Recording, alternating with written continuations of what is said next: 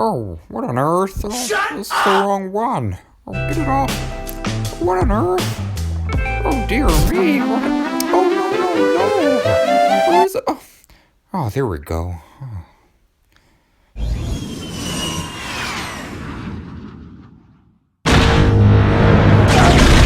Hey guys, welcome to today's video. I'm sorry about the technical difficulties there before. I'm not quite sure what happened.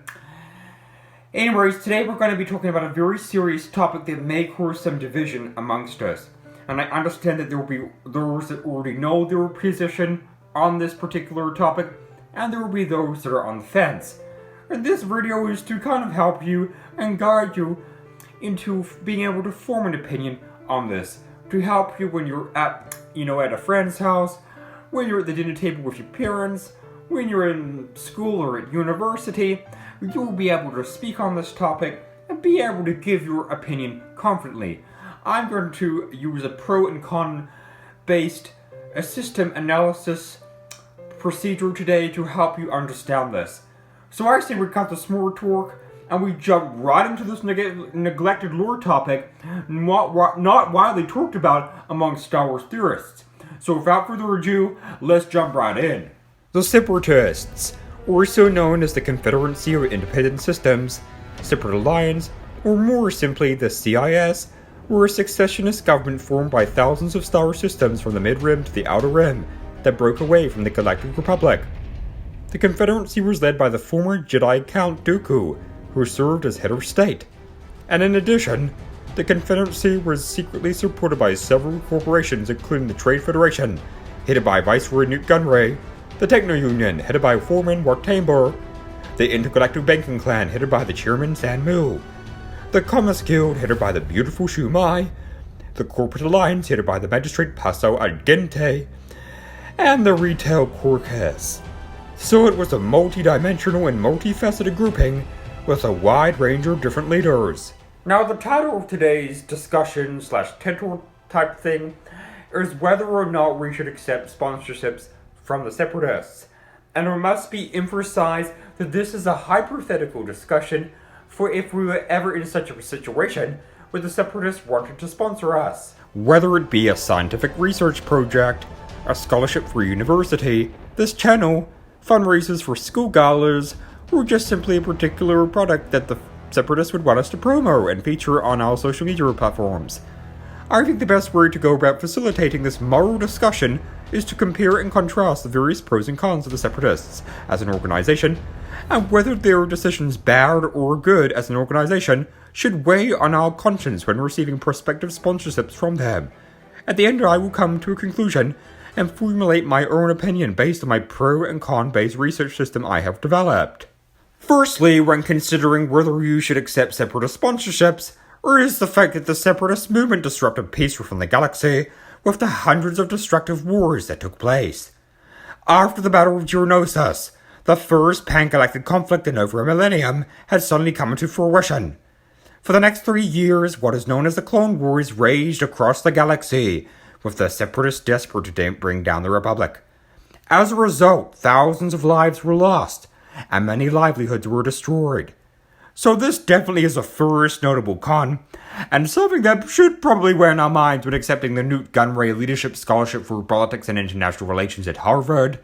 The Separatist movement did erode peace, but a potential counter-argument that may act in defense of you taking a parcel of cakes for your school gala or cake store from Wat Tambor is the fact that there was widespread discontent amongst many of the leaders and planets who pledged themselves to the Separatist movement in exchange for what they thought would give them a better quality of life, due to the fact that the Republic had become corrupt and ineffective in its governance with its overly bureaucratic systems and increasingly complex legal precedents, treaties, and obligations. The Commerce Guild and trading corporations had become frustrated after laws were passed that introduced heavy taxes affecting all significant trading routes, and it was done in a way that disproportionately impacted the poorer outlying star systems. Many of these worlds were often forced into accepting one-sided deals and were refused military protection as the Republic continued to prioritize centuries-old agreements that predated the admission of outlying planets. So based on these points here, we perhaps could conclude that the Separatists had a justifiable basis for their motivations to start the Separatist movement, and break away from the Republic regardless of the wars that took place as a result. Thus, if they had a justifiable basis for forming the Separatist movement, then surely it's morally acceptable to accept Separatist sponsorships, right? Let's keep delving further into this question. Next, under this pro and con system-based analysis, we must consider the point that the Separatists used illegal and destructive means to carry out their objectives. The disgraced Count Dookie played the lead role in setting the trajectory of the Separatist movement, and within this he set about carrying out immoral actions to meet an end goal. For example, at one stage, he promised to assassinate Senator Padre Amidala if Newt Gunray agreed to sign his treaty. The Viceroy did accept his offer, and Jango Fett was dispatched to carry out the task. Dooku would resort to immoral methods in order to get what he wanted, and this no doubt influenced those within the Separatist movement who already signed the treaty. So maybe we could then consider that the Separatist movement was only bad because they were influenced by Count Dookie, but then we could also maybe need to consider that Newt Gunray was incentivizing the death of an innocent politician in order to get at what he wanted, in order to carry out his goals. So therefore he too was involved in this immorality. But then can we taint all the Separatists with the same brush? If their goal was to get away from the corruption within the Republic, then surely there were some Separatists who didn't want to abide by illegal standards. Other such acts of dubious legality included the plot to deny the Jedi an alliance with Jabba the Hutt because the Confederacy so desperately wanted one. Thus, the Confederacy kidnapped Lord of the Hutt and had her planned to kill him in order to lay blame on the Jedi Order. But instead, the Jedi managed to save Little Rotter and bring him back to Jabba the Hutt, thus gaining his support and allegiance. The Separatists were willing to go that extra immoral mile to achieve their goals, and we could lay all the blame on Count Dooku, who of course would have played the leading role in this, but we can't ignore the fact that the Separatists did play a part in these activities. Thus, this will weigh on our minds when accepting sponsorship deals from the Separatists for sure. And of course, we can't ignore the fact that the Separatists attempted to commit mass genocide on the people of Marhan under the orders from Count Dooku. If the Separatists really did stand for peace, then why did they destroy the freedoms of others in order to get that peace? This could potentially support the argument that the Separatists are an illegitimate terrorist organization.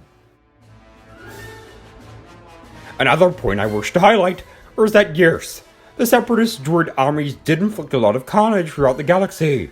However, contrary to the Republic, they used robotic droids to carry out their war efforts.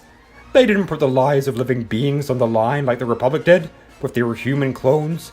This could potentially play into the fact that the Separatists did in fact have a compassionate side and genuine regard for life, and therefore we shouldn't just accept sponsorships from the Separatists, but we should also donate to their cause. On top of this, whilst watching Episode 3 Revenge of the Sith, Newt Gunray uttered something that tugged at my heartstrings. Something that caused me to consider whether or not I should feel sorry for the Separatists. Something that caused me to consider whether I should accept sponsorships from the Separatists without a guilty conscience. The war is over. Lord Sidious promised us peace. We only want... In the scene here, Newt Gunray uttered that they were promised peace, emphasizing the very fact that the Separatists weren't motivated by the same ambitions as the Sith. The Separatist movement was only just part of a greater plot by the Sith to establish the Galactic Empire, where Darth Sidious would reign supreme. The Separatists were mistakenly using the Sith as a means to bring about their goal, and in so doing their greatest enemy was actually the very people they thought they could trust. And thus, in Episode 3 they fell victim to Anakin Skywalker's lightsaber. They were merely puppets all along. So can we tame the Separatists with the evil ambitions of the Sith? And based on all of the information provided here today, What is my overall opinion on accepting sponsorships and brand deals from the Separatists? I believe that the Separatist movement started out with pure intentions that sadly led to something far worse under the influence of Count Dooku, who was controlled by Emperor Palpatine. I do not believe, however, that we should use the ambitions of the Sith to taint the ambitions of the very Separatist leaders. Yes, some were very involved in committing immoral and mass atrocities, but not all, and I think we must pause to consider that they did ultimately want peace. I'm still so morally conflicted though. However, I'm super excited to announce today that I will be partnering with the Separatists and will become a brand ambassador for a variety of their products. Today this video is sponsored by Wartime Bohr from the Techno Union, which is a commerce guild composed of technology firms. He is offering you 5% off their hard-sell glass instant transport range. This is an amazing mode of transport that will get you from A to B in a quick space of time. It's equipped with a Class 1 hyperdrive, 2 laser cannon batteries, 6 retro rocket boosters, and a titanium hull. This is first-class technology with a 10-year guarantee, and the Techno Union is offering you a special offer where it can be paid off with monthly payments of 1,000 galactic credits with 0 interest. Promo code Star Wars Archives 20. I'll leave that in the description below. Be sure to like and subscribe, and please don't think I've sold my soul to the Separatists. Comment down below your thoughts and opinions on today's topic, and I shall see you all in the next video. And remember, be happy. We lost the transmission, sir.